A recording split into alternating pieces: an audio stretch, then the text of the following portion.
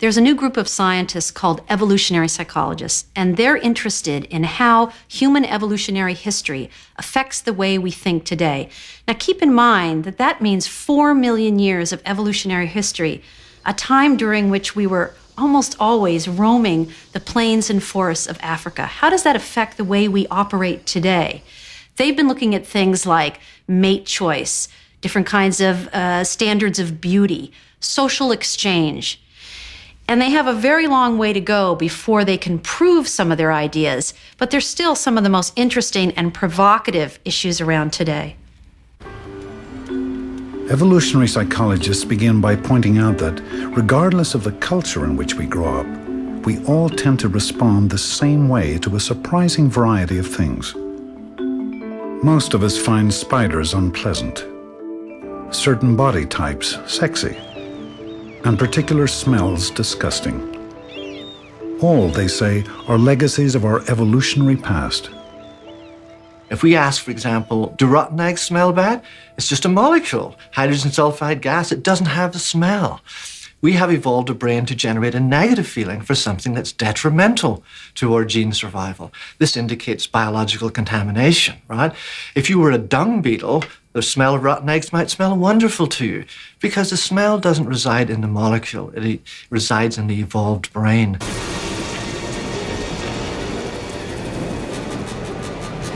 To an evolutionary psychologist, it's no accident Hollywood turns to snakes when it wants to put a hero in danger.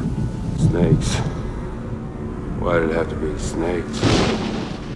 Dangerous snakes don't slither into most of our lives.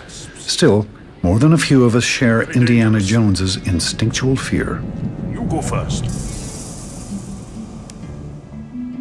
Another deeply embedded instinct we may have inherited from our ancestors is the ability to smell a genetically compatible mate.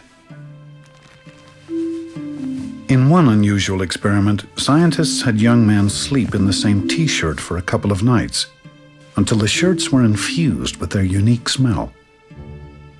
It turns out, when women were asked to rate the sex appeal of the different men based only on the smell of the shirts, they consistently rated higher the shirts of men whose immune genes were unlike their own. From an evolutionary perspective, this makes sense. Choosing a mate with different immune genes gives offspring a greater protection against viruses, parasites, and other pathogens. The ability to smell good genes is a remarkable talent. But like most instincts, we don't even know it's at work. We just like the way someone smells, or the way they look, or because they make us laugh. People don't have sex because they want to perpetuate their genes. They don't like someone because they want to get better genes. They do things because they feel good to them. They have sex because it feels good. The relationship between those good feelings and gene survival may not even be known to them. They never think about that. They do things because it feels good, and they never think, why do those things feel good? Why have we evolved a brain that makes certain things feel bad to us or certain things feel good to us? And that's the question that we're addressing. Like many men, Victor Johnston spends as much time as he can looking at beautiful women.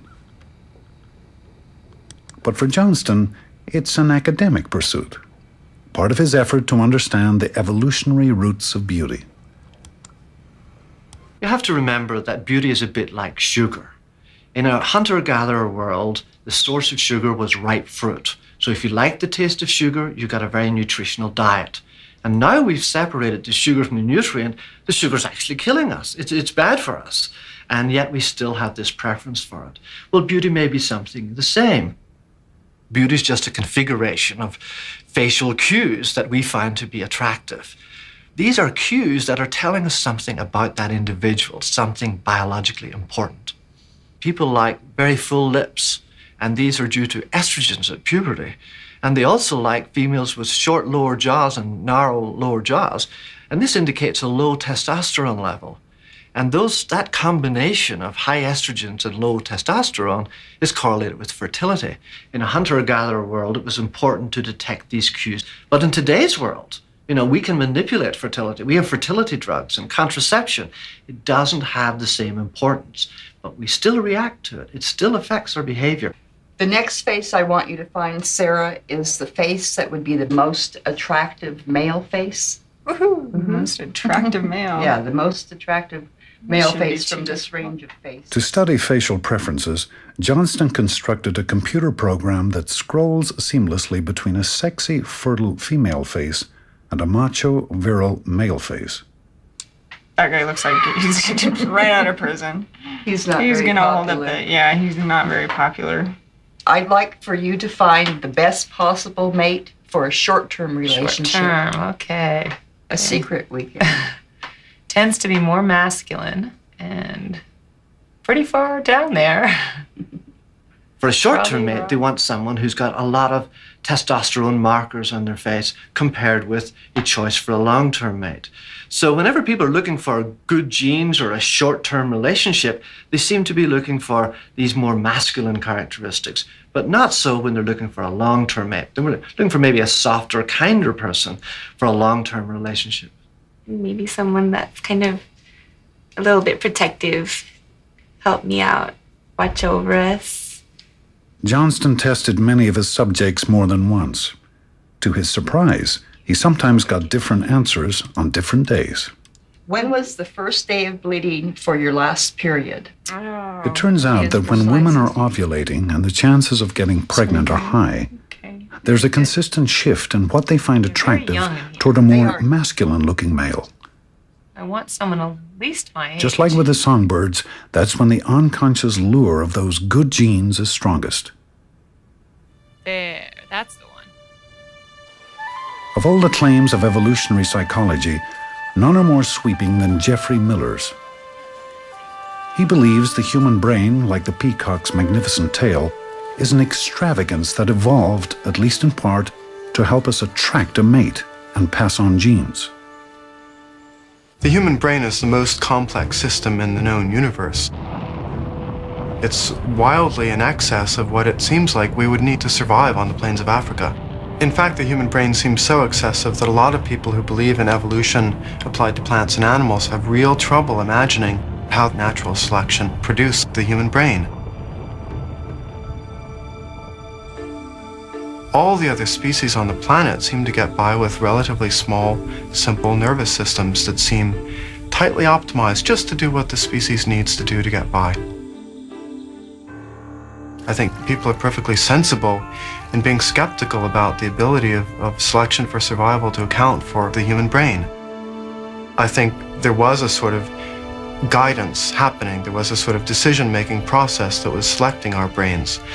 But it wasn't God, it was our ancestors. They were choosing their sexual partners for their brains, for their behavior during courtship. And I think our semi-intelligent ancestors were the guiding force, they were the guiding hand in human evolution. When choosing a mate, we still notice beauty. But what really counts is how someone thinks, feels, and acts. All of these are products of the brain. He's a sweet, gentle man. And he makes me laugh. I don't think I tell him that, but because there's times he doesn't make me laugh, but he has really nice qualities about him. He was funny, he's kind, he's generous. He has all the good qualities I think you want in a mate. Her sense of humor, her laugh. She always seemed to be upbeat, always happy, and she's had a great personality. Plus, she's a very attractive woman. I mean, that I'm not going to lie, that had a lot to do with it as well. You never spoke to me like this. I tell you, there comes one moment once, and heaven help those who pass that moment by, when beauty stands looking into the soul with grace. In the classic tale of Cyrano de Bergerac, his eloquent words convince the beautiful Roxanne there's more to him than his extraordinary nose. That is love. It's brains, not beauty, that win her heart. Power of loving. Your name is like a golden bell hung in my heart, and when I think of you, I tremble, and the bell swings and rings. Everybody who falls in love knows that they're falling in love not just with somebody's physical features, but their personality, their intelligence, their creativity, their wit, and their charm. Yes. That is love. Yes, that is love. There are all sorts of things that mess up brains, and paradoxically, for that reason, brains make really good indicators of how fit you are during courtship. In fact, they're probably better indicators of that even than a peacock's tail is, of how fit a peacock is. Jeffrey Miller's idea about sexual selection moving us down the path of larger brains is really interesting because it's not the same old saw of tool use, language, culture. It's something entirely different. Now, I have some questions about what's the female role in this? How do women fit in to this process? But still, it's a very intriguing idea, and he might just be right. Miller is just getting started when he argues that the size of our brains can be attributed to our ancestors' sexual choices. He's also convinced that artistic expression, no matter how sublime, has its roots in our desire to impress the opposite sex. And that includes music, art, the poetic and storytelling uses of language, even a good sense of humor. According to Miller, they all stem from our instincts for sexual display. I think when a lot of people produce cultural displays, what they're doing in a sense is exercising these sexual instincts for impressing the opposite sex. They're not doing it consciously, but what they're doing is investing their products with an awful lot of information about themselves. A lot of people are very upset about this idea that cultural displays are there to attract sexual partners. They find this somehow demeaning, as if sex is dirty and culture is clean and the two must be kept separate. I think this is a basic mistake. I think the capacity for artistic creativity is there because our ancestors valued it when they were making their sexual choices. Miller knows his ideas about art, culture, and the human brain are controversial. He's also convinced that as experimental techniques improve, it'll be possible to determine whether he's right or wrong. Sex is at the heart of evolution. The process of mixing and passing on genes produces variation that helps species meet the challenge of life in a competitive world.